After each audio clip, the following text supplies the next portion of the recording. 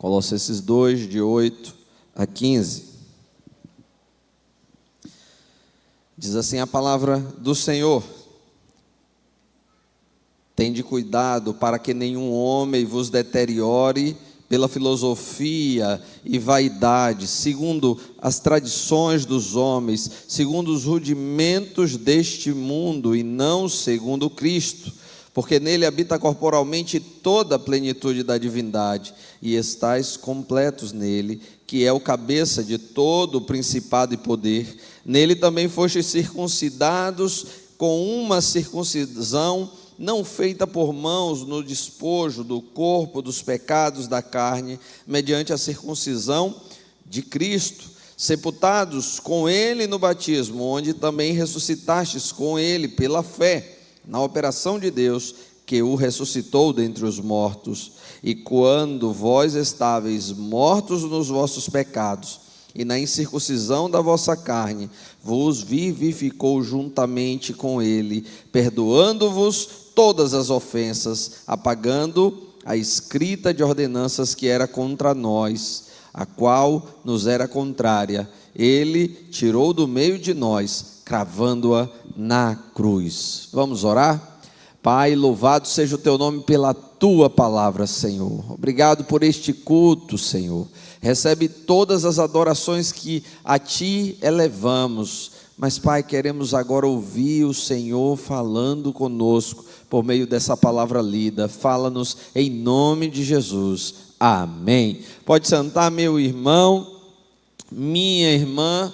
Que bênção nós podemos louvar a Deus, mas como eu disse, o nosso louvor para agradar a Deus, ele precisa ser um louvor que está baseado, pautado em Cristo Jesus. Nós vivemos uma era de muita diversidade, de muita pluralidade, de muitas opções. Pela manhã eu falei sobre isso, sobre essa múltipla opção de cultos, de pregações, de pessoas que falam sobre Jesus. E agora à noite eu queria também falar um pouquinho sobre isso. O apóstolo Paulo escreve essa carta aos Colossenses, e ali na cidade de Colossos, parece que de alguma maneira, assim como aconteceu em Gálatas, aqueles que eram judaizantes estavam se infiltrando e estavam trazendo uma mistura do puro evangelho com uma mensagem que não era verdadeira e não era pura. Aliás, falando sobre essa questão de variedades e de opções, enquanto eu orava e preparava o sermão, eu me lembrei de uma dificuldade que eu tenho. Vou compartilhar com os irmãos. Eu tenho uma dificuldade quando eu vou num restaurante que tem aquele buffet livre. Você tem essa dificuldade? Eu tenho uma dificuldade. O que é que eu vou comer? Porque são tantas opções e você fica olhando ali e às vezes você vai misturando. Eu lembro que uma vez eu fui para um buffet livre desses e era um final de semana. E aí sexta-feira a gente sabe como é aqui, né? Tem dendê, tem muqueca, comida baiana. E eu vi aquela comida baiana, estava cheirosa, apetitosa. E aí eu fui jogando a comida baiana no meu prato. Daqui a pouco, meus irmãos, uma feijoada preta lindíssima. E aí eu já joguei feijoada preta com comida baiana. Tinha, meus irmãos, um churrasco daqueles que a gente gosta de comer, Gustavo. Churrasco maravilhoso. E aí eu churrasco para dentro. E quem me conhece sabe que lasanha é meu ponto fraco. E aí quando eu olhei, que eu vi aquela lasanha, eu joguei no prato. E quando eu olhei para aquele negócio, eu falei, meu Deus, que mistura terrível essa que eu estou fazendo. Mas, meus irmãos, às vezes a gente transforma a nossa vida cristã nisso, uma mistura terrível, um sincretismo sem fim. A pessoa diz que serve a Jesus, que é crente, mas daqui a pouco ela está participando de coisas que os crentes não participam, e a gente vive num mundo tão maluco, tão misturado, que às vezes a gente se perde, e às vezes a gente se mistura, e a gente às vezes permite que misturas estranhas à palavra de Deus adentrem a nossa vida, adentrem o nosso coração, adentrem as nossas práticas. Houve uma época em que a gente se preocupava muito quando uma pessoa dizia que era ateia. Não acredito em nada, não acredito em Deus, e a gente se preocupava. Mas quem é pastor sabe que hoje a nossa preocupação maior não é com quem diz que não acredita em nada, porque aí é fácil. Se apresenta o Evangelho, ele vai conhecer Jesus e está simples. Nossa preocupação é com gente que às vezes está chegando aqui na igreja, mas ele já passou por tantos lugares, já teve tantas experiências, ele já acredita em tanta coisa, e aí isso se torna uma dificuldade, um problema. Então, como aconteceu ali em Colossos, às vezes filosofias vãs, às vezes ideias humanas vão se envolvendo, vão se misturando e vão corrompendo a verdadeira mensagem do Evangelho. Há alguns anos atrás eu fui desafiado por um trabalho a fazer uma pesquisa com evangélicos. E a pesquisa do meu trabalho era o seguinte, era descobrir qual era a razão pela qual as pessoas que achavam que eram salvas, né? Uma coisa muito simples, eu tinha lá um interrogatório, não podia ajudar a pessoa, eu precisava perguntar, você é crente? E a pessoa ia afirmar, eu sou crente. Se ela dissesse assim, não, eu não sou crente, estou só visitando, ela estava descartada. E aí eu tive que ir em algumas denominações. Na época eu trabalhava viajando, então eu aproveitei para ir fora também de Salvador e passar por outros lugares. E cada vez que eu ia para uma cidade eu fazia uns pedidos estranhos. Às vezes eu ia para uma cidade para pregar numa associação e aí eu chegava e fazia, pastor, eu estou procurando determinada denominação, tem alguma igreja aqui? Porque eu preciso ir lá para o culto deles. Porque é ali no culto que você vai encontrar as pessoas, né? E eu comecei a fazer aquela pesquisa. E eu perguntava, você é crente? E as pessoas iam dizendo, não, então essa aqui está fora, eu já não faço pergunta. Sim, e aí quando dizia que era crente, eu começava a fazer algumas perguntas, né? Você lê a Bíblia? Geralmente isso é uma tragédia, né? Porque a maioria dos que diziam que era crente diz assim, eu leio quando venho para o culto. Então isso já é a primeira tragédia. E aí você vai perguntando algumas coisas e elas vão... E aí aquela pergunta, você é salvo? Primeiro que a metade não sabe. Metade diz assim, eu não sei, eu acho que, talvez eu seja, eu estou lutando para ser. Então a primeira metade já não sabia se era salvo ou não.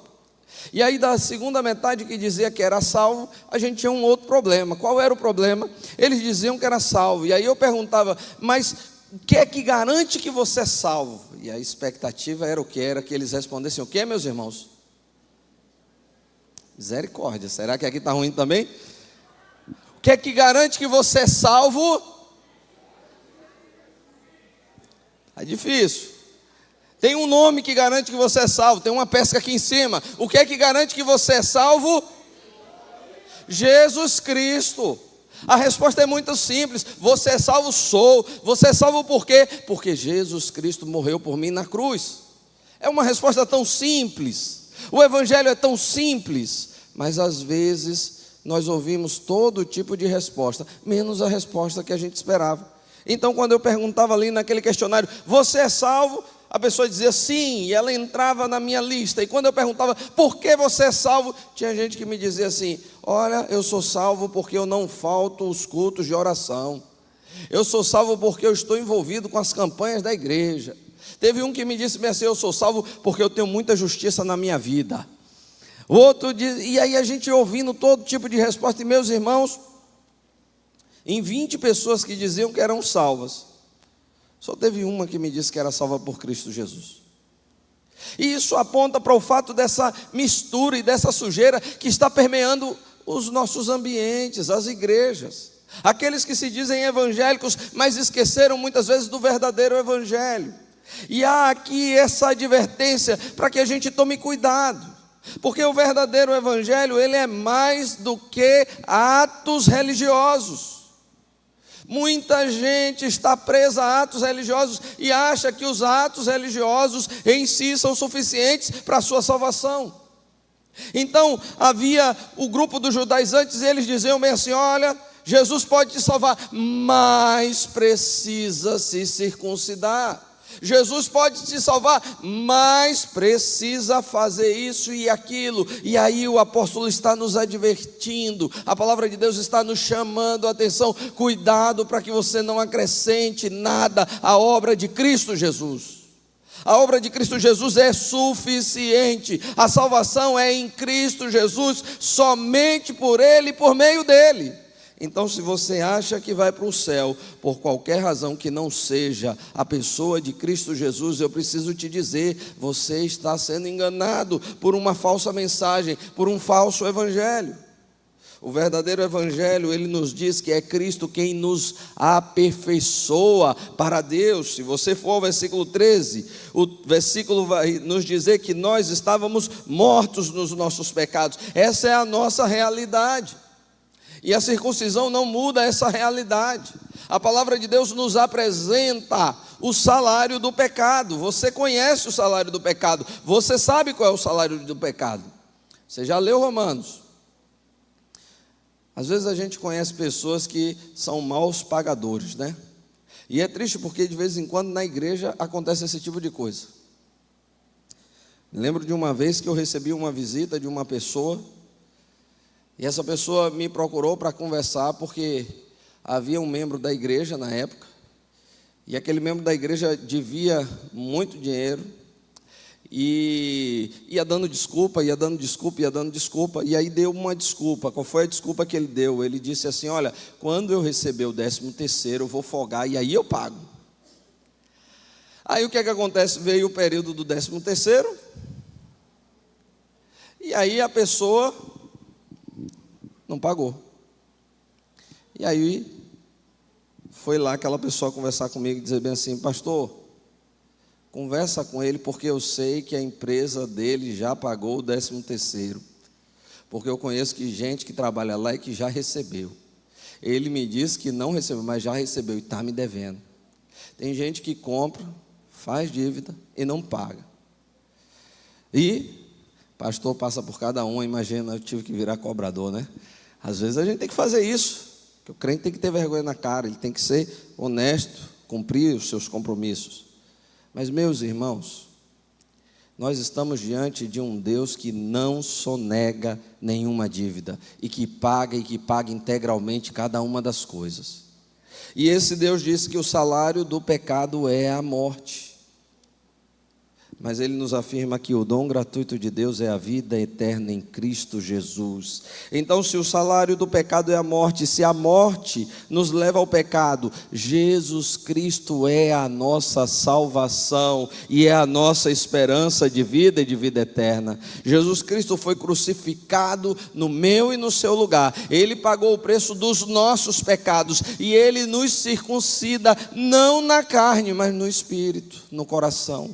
A verdadeira circuncisão não é uma mudança apenas de hábito, é uma mudança de natureza, e Jesus Cristo faz isso conosco. Então o apóstolo está nos lembrando: olha, se você realmente quer adorar a Deus, se você realmente quer servir a Deus, se você realmente quer que os seus louvores cheguem diante de Deus, lembre-se, a verdadeira circuncisão não é a da carne, é a do Espírito, é aquela que acontece no nosso coração. A verdadeira circuncisão é o compromisso que nós assumimos com Cristo Jesus, e é a nova vida em Cristo Jesus. Jesus é aquele que abre as portas e nos dá acesso. Por Jesus nós chegamos diante do Pai, por Jesus Cristo, e somente por Ele nós alcançamos a salvação e a vida eterna.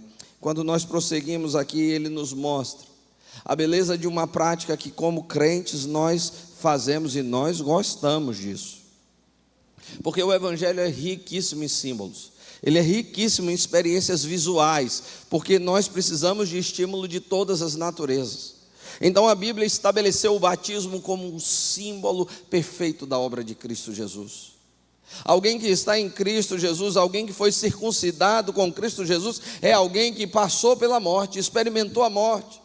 Morreu a sua velha natureza, morreu o seu eu, morreu quem você era, mas agora em Cristo Jesus há uma nova pessoa, e essa nova pessoa nasceu para os propósitos de Deus, nasceu para a glória de Deus, ressuscitou em triunfo e em vitória para o louvor da glória do Senhor. Se você está em Cristo, você é nova criatura, as coisas velhas já passaram e agora tudo se fez novo, e por isso você pode cantar com aqueles que cantam ao Senhor. Você pode louvar com um grande coral daqueles que foram redimidos. Você pode adorar, porque não há mais nenhuma condenação para os que estão em Cristo Jesus. Que o Senhor Jesus seja o nosso louvor, que Ele seja a nossa adoração, que Ele seja sempre o centro da nossa vida, o centro da nossa caminhada. Que o Senhor possa aplicar a sua palavra aos nossos corações.